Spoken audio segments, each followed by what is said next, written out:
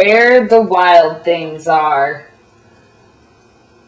Story and pictures by Maurice Sendak.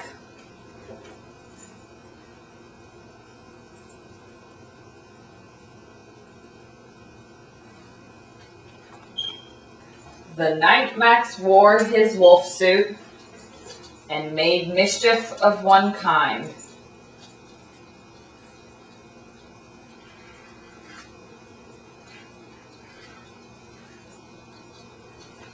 And another.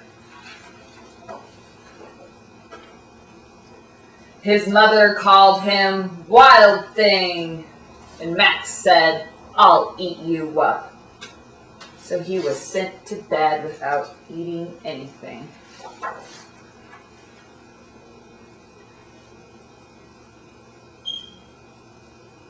That very night in Max's room, a forest grew.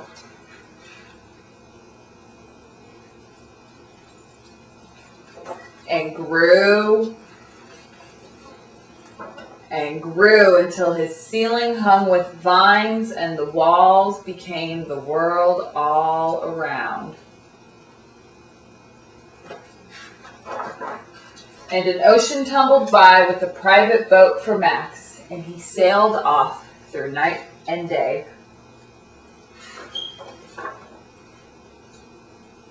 And in and out of weeks and almost over a year to where the wild things are.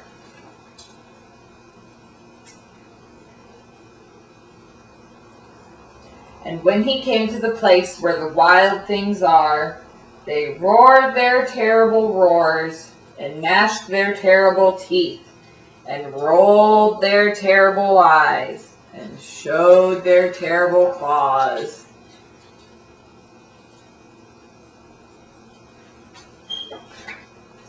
Till Max said, "Be still," and tamed them with the magic trick of staring into all their yellow eyes without blinking once, and they were frightened and called him the most wild thing of all, and made him king of all wild things. "And now," cried Max, "let the wild rumpus start."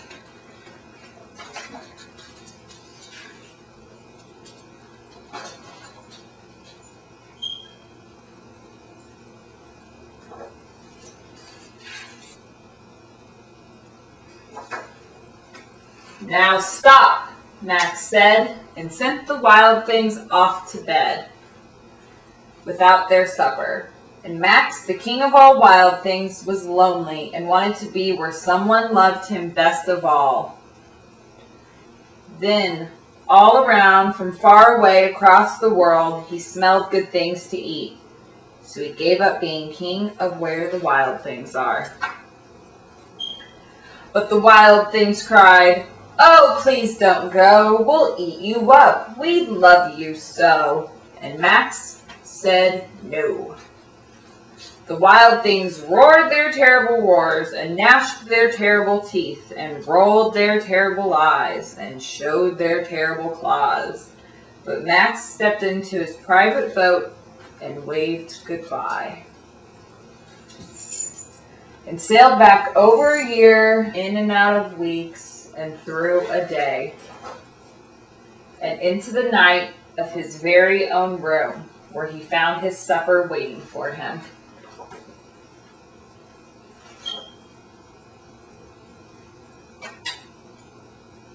And it was still hot.